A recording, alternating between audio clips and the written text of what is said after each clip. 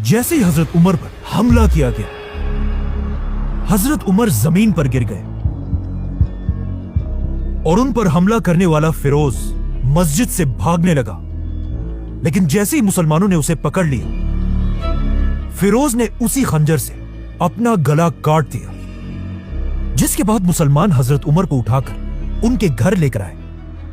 लेकिन घर पहुंचते ही जब उन्हें खजूर का पानी और दूध पिलाया गया, तो वो उनके मैदे में जाने के बजाय उनके जख्मों से बाहर आने लगा।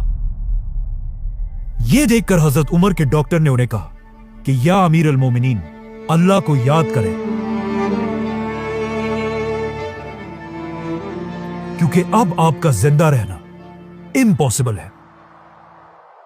अब जब हजरत उमर ने अपने ही मौत की खबर सुनी, तो वो इस सोच में पड़ गए कि मुसलमानों की इस खिलाफत, जो दुनिया की सबसे बड़ी सुपर पावर थी, का नया खलीफा कौन होगा।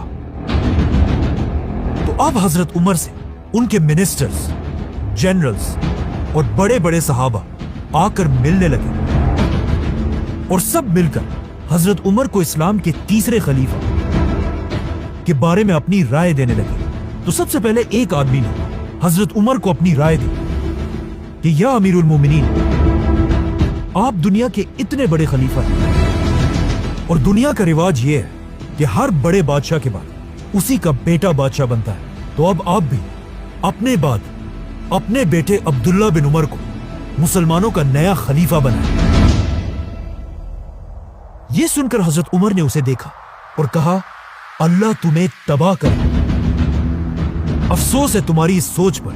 मैंने अपनी पूरी जिंदगी में कभी भी यह नहीं चाहा कि मुसलमानों की खिलाफत मेरे खानदान को मिले, क्योंकि हजरत उमर यह नहीं चाहते थे कि मुसलमानों की खिलाफत भी रोमन और पर्शियन एम्पायर के बादशाहों की तरह सिर्फ एक खानदान के कंट्रोल में रहे। अब जब हजरत उमर ने सबके सामने अपने बेटे को खिलाफत से दूर कर दिया था, तो मदीना के सारे लोग हैरान थे कि आखिर हजरत उमर किसको खलीफा नॉमिनेट करेंगे। फाइनली हजरत उमर ने अपने बेटे को पास बुलाया और उसे कहा, लिखो, मैं अपने बाद सिर्फ 6 लोगों को मुसलमानों का खलीफा बनने के काबिल समझता हूं। ये 6 सहाबा कोई आम लोग नहीं थे, बल्कि इन सब का ताल्लुक उन 10 लोगों से था जिन्हें रसूलुल्लाह सल्लल्लाहु अलैहि वसल्लम ने अपनी जिंदगी में जन्नत की खुशखबरी सुनाई थी, जिन्हें अशरा मुबशरा 10 ब्लेस सहाबा कहा जाता है। लेकिन अब मसला यह था कि इन 10 सहाबा में एक तो हजरत उमर खुद थे और 2 सहाबा